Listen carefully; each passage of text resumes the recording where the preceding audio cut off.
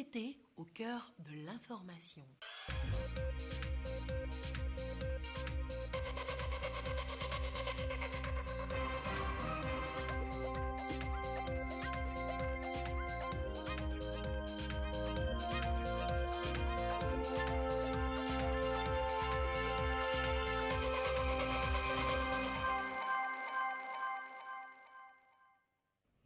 Il est l'heure du journal sur la télévision togolaise. Madame, Monsieur, bonsoir et voici les titres de cette édition. Le Haut Conseil pour l'emploi des jeunes est officiellement porté sur les fonds baptismaux ce mardi. Un conseil qui prend fonction et sera un relais entre le gouvernement et la jeunesse. Et c'est le Premier ministre, présidente du conseil, qui a donc inauguré l'organe. À découvrir dans ce journal.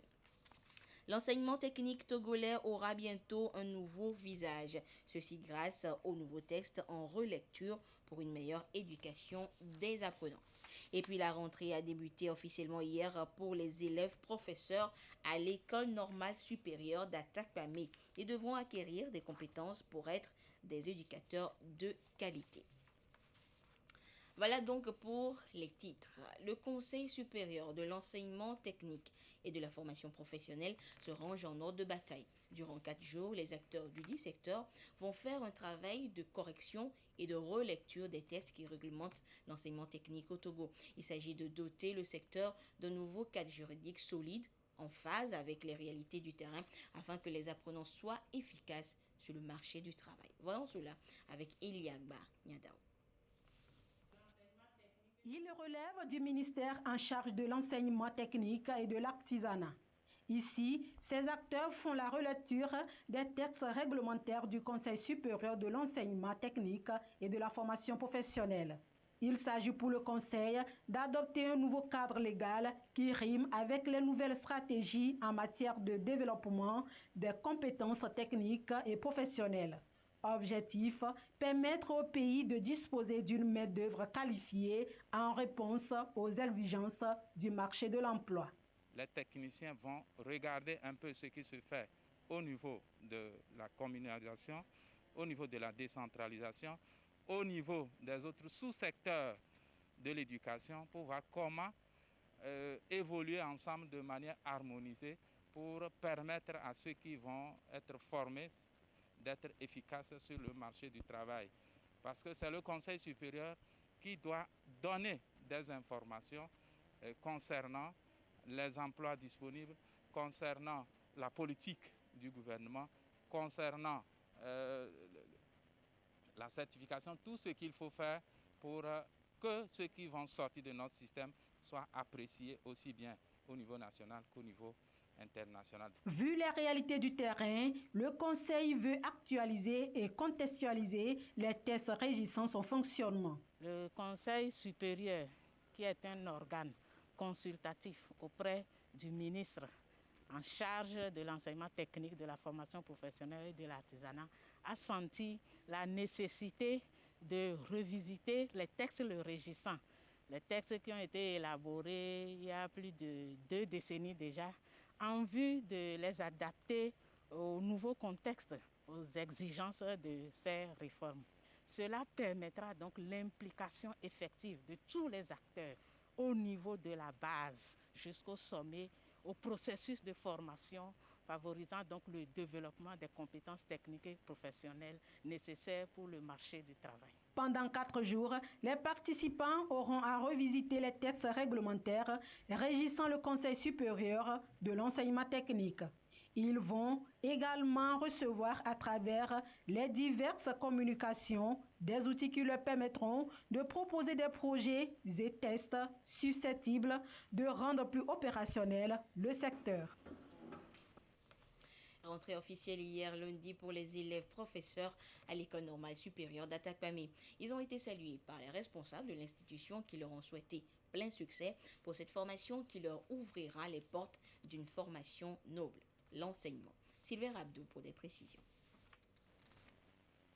C'est cette nouvelle promotion qui fait son entrée à l'ENES, École normale supérieure d'Atakpamé. Ces élèves professeurs vont se faire former dans la filière sciences, option choisie par les uns et les autres.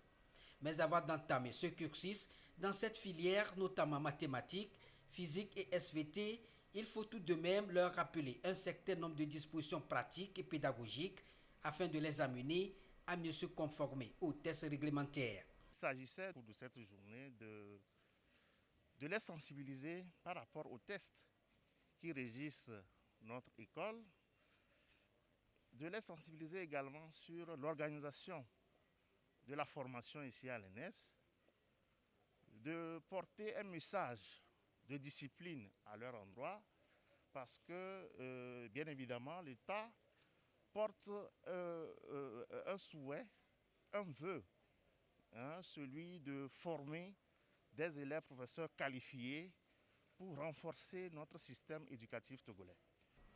La rencontre marque également la rentrée officielle de cette promotion dans cette école.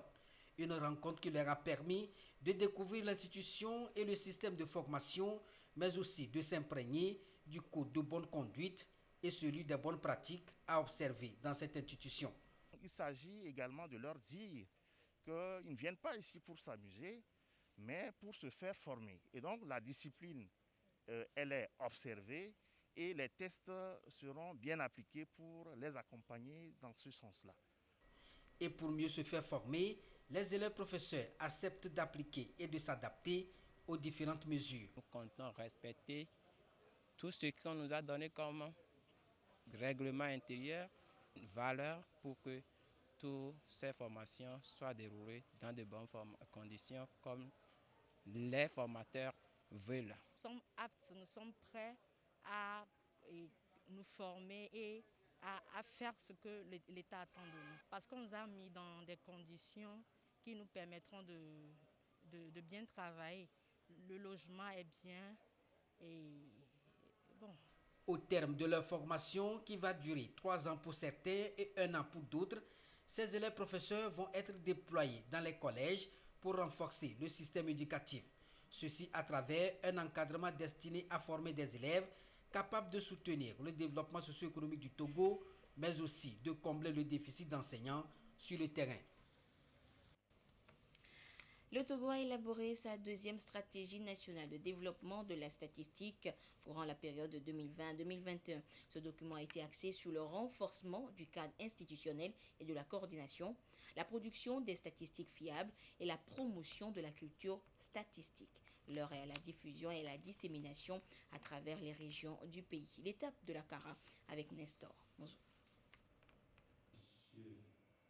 La stratégie nationale de développement de la statistique SNDS 2020-2024 deuxième génération est un document de planification des activités du système statistique national. Ce système a pour mission de fournir aux administrations publiques, aux organisations internationales, aux chercheurs et aux médias des informations statistiques fiables relatives à tous les domaines de la vie en vue de la planification et du suivi. Les artisans de la deuxième stratégie nationale de développement de la statistique se sont inspirés de la feuille de route du gouvernement 2020-2025, du plan national de développement et des engagements pris par le Togo dans le cadre de la coopération internationale, de l'intégration régionale et du partenariat scientifique. Après sa validation, il fait aujourd'hui l'objet de diffusion et de dissémination, comme à cette rencontre à Kara. Ce document, pour parvenir aux résultats qui sont escomptés, a été structuré en 3 grands axes. Le premier axe porte sur le renforcement du cadre institutionnel et de la coordination. Et le deuxième porte sur la production des statistiques de qualité. Et quand on vous dit statistiques de qualité, vous convenez avec moi que c'est les données fiables. Et notre logique ici, c'est d'aller jusqu'au niveau plus désagrégé afin de permettre aux différents maires de faire des planifications sur leurs communes. Et enfin, il y a un axe qui est réservé à la promotion de la culture statistique. À travers ce axe, on vise à faire de telle sorte que toutes les autorités à tous les niveaux se basent sur des statistiques avant de prendre des décisions et se basent sur des statistiques également pour le suivi et l'évaluation des politiques, projets et programmes. Le Togo se trouve aujourd'hui dans le contexte de la communalisation. Il est donc nécessaire que les acteurs locaux du système statistique national s'approprient le contenu du document pour un meilleur suivi des politiques, programmes et projets afin de permettre une mise en œuvre réussie. Et restons toujours dans la Kara où les responsables des marchés publics des communes de la région sont en formation. Ils découvrent les procédures de passation, d'exécution et de contrôle des marchés. Nous retrouvons Nestor Mouzou sur place. Le Togo compte aujourd'hui 117 communes. Avec leur opérationnalisation, celles-ci ont acquis le statut d'autorité contractante, ce qui leur fait obligation d'effectuer leur acquisition publique en se conformant aux tests réglementaires en vigueur, notamment le Code des marchés publics et délégation de services publics. La RMP, Autorité de régulation des marchés publics, et la DNCMP, Direction nationale du contrôle des marchés publics, ont entrepris de les accompagner pour leur permettre de satisfaire les attentes de l'État. Cette formation, qu'elle tienne, est une illustration de cette volonté. Ici à Kara, elle renforce les capacités des responsables des marchés publics des communes de la région sur le thème « Les procédures de passation, d'exécution et de contrôle des marchés publics ». Il faut pouvoir acquérir les biens publics tout en respectant la transparence, les règles d'éthique. Et donc les deniers publics doivent être utilisés avec efficience, avec efficacité et dans toute la transparence. Aujourd'hui, les marchés publics constituent une activité stratégique pour le développement des économies locales, parce que cela leur permettra de développer un tissu de PME locales qui peuvent donc avoir accès à ces opportunités de marché public, et également cela peut encourager la création d'emplois dans les différentes municipalités. Donc voici ce que nous recherchons à travers le renforcement de capacités de tous ces acteurs. Le représentant du ministre de l'Administration territoriale, de la décentralisation et du développement des territoires, le directeur de cabinet Robert Bakaï, a relevé qu'en dépit de la faiblesse des budgets des communes, le recours à la commande publique reste un impératif. Raison pour laquelle il a ajouté que la formation sur les procédures de passation, d'exécution et de contrôle des marchés publics constitue une avancée notoire. La même formation est donnée à Dapaon et à Sokodé pour le compte des communes des régions Savane et Centrale, et c'est la première phase. La deuxième va concerner Palimé et Atapamé pour les acteurs de la région des Plateaux, Davier pour ceux de la région maritime et Lomé pour ceux du Grand Lomé, et ce sera du 19 au 21 avril. La problématique de l'emploi des jeunes focalise de plus en plus l'attention des plus hautes autorités du pays. Et c'est dans cette optique qu'est inauguré le Haut Conseil pour l'emploi des jeunes, un organe central de la Coalition nationale pour l'emploi des jeunes qui aura pour mission essentielle d'étudier et de proposer à l'endroit du gouvernement et de ses partenaires des réorientations nécessaires et de nouvelles cibles pour une meilleure inclusion des actions en faveur de la promotion de l'emploi des jeunes. Et la cérémonie de la session inaugurale a été présidée par le Premier ministre, présidente du dit organe. Le compte rendu avec Sonia Aminiko. Au cœur de cette rencontre, les questions de l'emploi et de l'autonomisation des jeunes.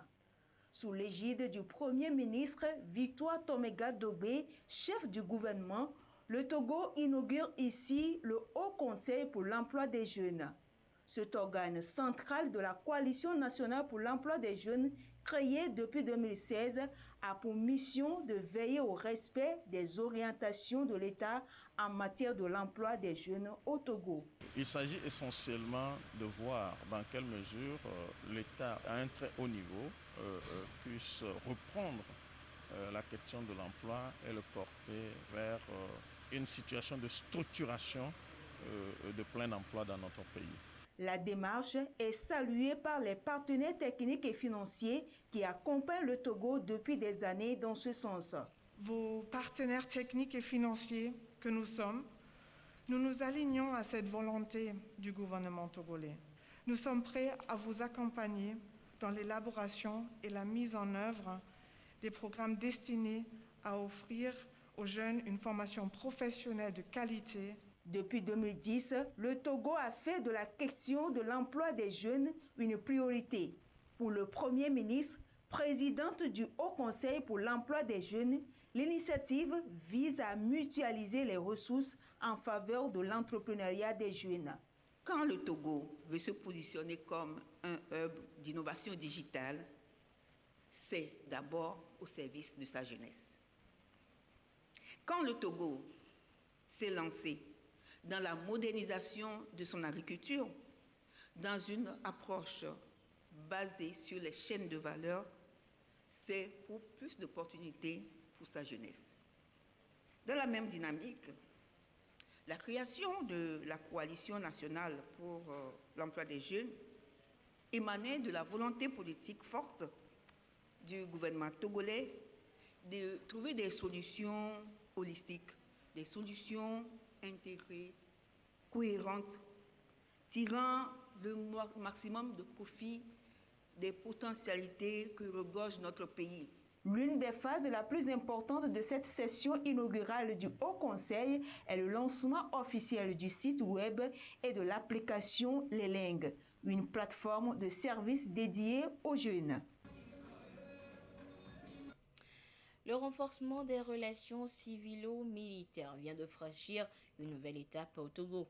À Tchévié, dans le Zion, les forces de défense et de sécurité ont sensibilisé les populations sur le respect des mesures barrières et procédé à la distribution de cache-nez et d'eau potable. Voyons cela avec Yata Aratem.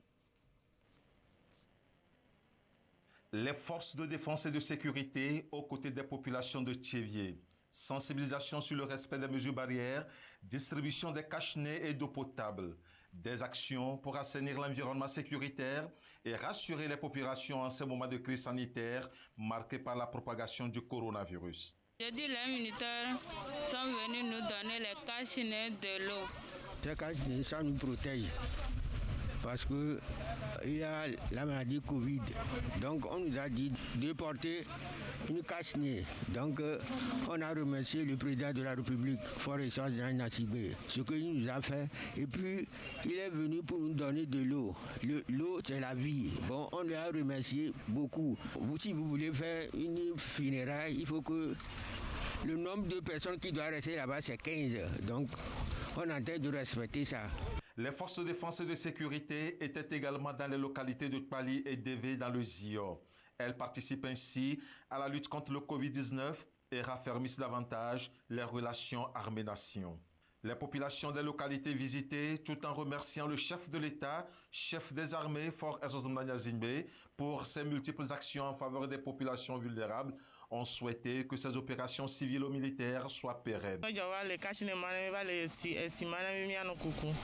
Ce geste des forces de défense et de sécurité contribue à notre bonne santé. Nous sommes très contents et nous remercions le chef de l'État, Fort Ezozumnanya Zingbe, pour cette action. C'est bien que tout le monde est touché par cette maladie qui fait ravage un peu partout. Nous remercions d'abord le chef de l'État pour sa politique qu'il mène toujours pour protéger d'abord la population. Il y a eu aussi une distribution d'eau potable, donc nous aimerions que ceci ne s'arrête pas ici, que ça soit continuel, qu'on étend la même politique dans tous les recoins du Togo. Aucun développement n'est possible sans la sécurité et la paix, et les forces de sécurité veillent au grain. Depuis plus d'un mois, elles mènent des actions conjointes de sécurisation sur toute l'étendue du territoire national. Le Togo passe à la révision de ses contributions déterminées au niveau national phase 2. C'est dans le contexte de l'environnement et c'est un enjeu important pour se conformer aux accords de Paris et parlons donc justement de l'environnement. Voyons cela avec l'étape de Sokodé de cette tournée avec Désiré Aloy. Le Togo projette la révision des contributions déterminées au niveau national CDN pour non seulement se conformer à ses engagements pris à l'accord de Paris, mais aussi à aligner ces CDN avec le plan national de développement PND et les objectifs de développement durable ODD. La révision vise une actualisation des données et des informations au regard des nouveaux développements programmatiques et politiques. La santé, les infrastructures, les ressources en eau et l'intégration des gaz à réduire, des hydrofluorocarbures ainsi que les polluants atmosphériques. L'accord de Paris prévoit un cycle de 5 ans de révision de ces contributions-là pour chaque partie. Donc le Togo également a bénéficié d'un appui du PNUD au travers de NDC Support Programme et de la promesse climatique, qui est une initiative portée par l'administrateur du PNUD qui voudrait aider au moins 100 pays dans le monde à faire la prévision de leur contribution déterminés au niveau national. Une concertation des acteurs au niveau région centrale pour s'imprégner de la feuille de route de la révision. Ce processus ne peut se faire sans la participation des acteurs, parce que qui parle de l'atténuation des changements climatiques ou bien de l'adaptation au changement climatique, c'est les populations à la base. Et donc pour cela, il est important de porter l'information qui est contenue dans les contributions déterminées au niveau national, au niveau de ces populations-là. Et comme nous sommes dans un processus de révision, il est important de prendre en compte également leurs perceptions, leurs avis et ce qui est vraiment pertinent permet de faire des engagements qui répondent réellement aux besoins du pays. La lutte contre le changement climatique, un enjeu de taille pour les États. Le Togo s'est engagé activement au travers de multiples programmes et projets pour atteindre les objectifs. Ces communiqués conjoints à présent, le ministre des Transports routiers, aériens et ferroviaires et le ministre de la Sécurité et de la Protection civile rappellent aux acteurs du transport routier de marchandises que, conformément aux dispositions du règlement numéro 14/2005/UMOA du 16 décembre 2005 relatif à la lutte contre la surcharge routière dans l'espace UMOA, les dimensions réglementaires des véhicules lourds de transport de marchandises autorisés à circuler sur le réseau routier du Togo ne doivent pas excéder les limites à découvrir dans le quotidien national Togo Presse. Les ministres s'attachent du prix au respect scrupuleux des dispositions du présent communiqué et informent les acteurs qu'ils ont jusqu'au 30 juin 2021 au plus tard pour mettre aux normes leurs véhicules. À compter de cette date, les véhicules dont les dimensions excéderont les valeurs mentionnées s'exposent donc aux sanctions prévues par les textes en vigueur. Et dans le second communiqué conjoint, les ministres disent ce qui suit. Il nous a été donné de constater que certains propriétaires procèdent à des transformations anarchiques des véhicules lourds de transport de marchandises en modifiant les carrosseries et en augmentant le nombre d'essieux. Ces pratiques sont contraires aux dispositions prévues par les tests communautaires, notamment le règlement numéro 14/2005/UMOA relatif donc à la charge à l'essieu et au gabarit des véhicules lourds de transport de marchandises. Toute transformation notable sur un véhicule est subordonnée à une autorisation préalable du ministère chargé du transport routier. Par conséquent, il est porté à la connaissance des acteurs que les véhicules transformés mentionnés ne seront plus autorisés à circuler sur le territoire togolais à compter du 30 juin 2021 sous peine de sanctions prévues par les textes en vigueur. Et c'est sont des communiqués conjoints donc signés par le ministre en charge de la sécurité et de la protection civile, le général Yark Damham, et le ministre des Transports routiers, aériens et ferroviaires, Afo Acha Deji. Et on évoque à présent la dernière étape de la série de rencontres initiées par le ministère en charge de l'élevage. Les acteurs donc du secteur de la région maritime se sont retrouvés du côté de Thiévié pour faire l'état des lieux de leur secteur et faire des propositions concrètes pour la relance du secteur de l'élevage. Voyons cela avec Isaka Aruna avec la voix de Sonia Aminipo. L'agriculteur n'a rien fait. L'atelier régional pour la promotion de l'élevage au Togo de Thiévié dans la région maritime est la dernière étape d'une série d'ateliers tenus dans les différents chefs-lieux des 5 régions économiques du Togo.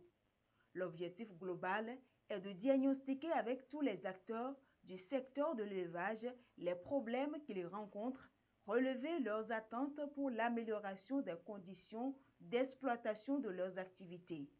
Ensemble avec le ministère de l'Agriculture, de l'Élevage et du Développement rural, des approches nécessaires seront trouvées pour la définition d'une stratégie nationale pérenne pour la promotion de l'élevage au Togo. Les travaux en ateliers régionaux permettront d'élaborer une cartographie nationale complète des productions animales au Togo ainsi que celle des différents acteurs intervenant dans le secteur. Cette cartographie prendra en compte toutes les filières en inventoriant les forces et les faiblesses avec les propositions de solutions pour le développement durable de l'élevage au Togo. Nous sommes aujourd'hui à l'épilogue d'une série de 6 ateliers régionaux qui ont été lancés par le gouvernement le 13 mars 2021 à Kara. L'objectif global de ces ateliers, c'est de faire le diagnostic du secteur de l'élevage, faire l'état des lieux de ce secteur, c'est de faire une cartographie de l'élevage du Togo en démontrant la spécificité de chaque région, de chaque préfecture. Quelles sont les filières, quelles sont les espèces qui sont élevées et qu'est-ce qu'il faut, quelles sont les contraintes qui freinent le développement de ces filières au niveau de chaque région, chaque préfecture. Sévier, c'est une région qui est spécialisée dans la production avicole. Ils ont travaillé sur le secteur avicole. Quelles sont les contraintes? Quelles sont les difficultés qui font que ce secteur ne décolle pas comme ça se doit? C'est qu'il y a eu des propositions de solutions très pertinentes qui sont reversées dans le cahier de synthèse. Ces propositions seront validées en atelier national dans les prochains jours afin de sortir un plan stratégique de l'élevage au Togo. Ce plan stratégique permettra à notre pays d'accroître de façon notable ses productions animales et sortir de son déficit en produits carnés. L'application de ce plan stratégique qui sera élaboré vise la transformation structurelle de l'économie nationale pour une croissance forte, durable, résiliente, inclusive, créatrice d'emplois décents et induisant l'amélioration du bien-être social. Cette dynamique qui est mise en place permettra à notre pays de devenir un pays autosuffisant en produits carnés et un pays exportateur de ces produits. À ce jour du mardi 13 avril 2021, la situation de la pandémie au nouveau coronavirus Covid-19 au Togo se présente comme suit. Le nombre de cas confirmés est de 12 125. 91 nouveaux cas depuis hier. Le nombre de personnes guéries est de 9 464. 161 nouveaux guéris depuis hier. Le nombre de cas actifs s'élève à 2544 et le nombre de décès est de 117. Un nouveau décès a été malheureusement enregistré depuis hier. C'est un communiqué signé par le ministre en charge de la Santé, professeur Moustapha Mejiawa. Et la campagne de vaccination contre le Covid-19 démarrée depuis le 10 mars dernier se poursuit. Le personnel de la télévision togolaise a reçu ce jour sa dose de vaccin AstraZeneca. Vous allez le voir, tour à tour, les hommes de médias se sont fait vacciner dans le respect des mesures barrières. Le compte rendu avec Abel Aboti avec la voix de Eliagba Nyadao. Ici, à l'infirmerie de la télévision togolaise, hommes et femmes des médias publics ont répondu au rendez-vous. Tour à tour, les personnes âgées de 30 ans et plus se font enregistrer avant de recevoir leur dose de vaccin AstraZeneca. Je me sens bien. On se rend compte qu'il n'y a rien de mal, de grave qui arrive à ceux qui se sont déjà fait vacciner. Et avec cette ferme conviction, je sais que je n'aurai aucun autre signe secondaire. Je viens de prendre ma dose. Je n'ai senti aucun mal. Comme c'est une maladie qui va gagner le monde entier, il faudrait que nous nous protégions. Si j'ai un conseil à l'endroit de ceux qui n'ont pas encore pris leur dose, c'est seulement, je les invite à venir prendre leur dose. Le personnel s'est assez mobilisé. On comprend qu'on n'a pas toujours le temps, en étant sur le terrain, reportage, plateau, tout ça. Alors nous remercions spécifiquement toutes les autorités qui se sont impliquées pour la présente opération. Avec cette nouvelle extension du champ de couverture vaccinale, le Togo franchit une étape supplémentaire vers la vaccination de masse dans le Grand Lomé pour une immunité collective. Le gouvernement invite les personnes désireuses de se faire vacciner à composer étoile 844 dièse ou de se rendre sur le portail officiel spécialement dédié à la vaccination pour s'enregistrer et se rendre ensuite dans l'un des centres de vaccination ouverts à cet effet. Le gouvernement togolais a donc élargi la campagne vaccinale aux 30 ans et plus et se dirige donc vers les différents points de vaccination. Et c'est dans ce contexte qu'une quantité de vaccins AstraZeneca a été convoyée à Sokodé. Le point de cette campagne de vaccination donc dans la région centrale avec Désiré Aloy. Ils se sont convergés pour se faire vacciner. Chacun voudrait prendre une dose d'AstraZeneca pour se protéger contre Covid-19. Nous sommes à la polyclinique de Sokodé. Nous sommes là pour nous faire vacciner contre la Covid-19. C'est très sérieux et exactement, j'invite toute la population de Tchaoudjo à venir se faire vacciner. C'est très important pour la santé publique. Ce matin déjà, je suis 50e personne et j'attends mon tour. Je remercie les autorités sanitaires. Donc, je suis fière que ce vaccin est arrivé dans notre région. Ce patient, lui, vient d'être enrôlé. Il est confiant. Oui, je viens de faire l'injection. Je me suis reposé au moins 15 minutes. Je suis en train de rentrer comme ça. C'est-à-dire il n'y a pas un effet indésirable dans l'instant. Oui, tout le monde vient pour éviter la propagation de Covid-19. La vaccination débutée depuis le 10 mars 2021 par le personnel soignant au plan national, puis aux personnes de 50 ans et plus dans Grand Lomé, s'élargit aux autres couches. Que les gens sortent massivement comme ils l'ont fait. Encore une fois, merci beaucoup à la population de Tchaoudjo pour son engouement. Ce matin déjà, comme vous l'avez bien constaté ici, déjà à la polyclinique, il y a déjà affluence. On comprend que les gens commencent par faire un peu le discernement entre les fake news et la réalité. La réalité, c'est que le gouvernement togolais veut rompre la chaîne de contamination au Togo. Et la vaccination de masse fait partie de cette stratégie. Je remercie le gouvernement pour ses efforts qu'il fait à l'endroit de la population.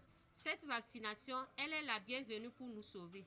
Plusieurs points de repère ont été identifiés. 48 heures pour se faire vacciner. La vaccination, couplée du respect des mesures barrières, reste indispensable pour lutter contre le virus virulent.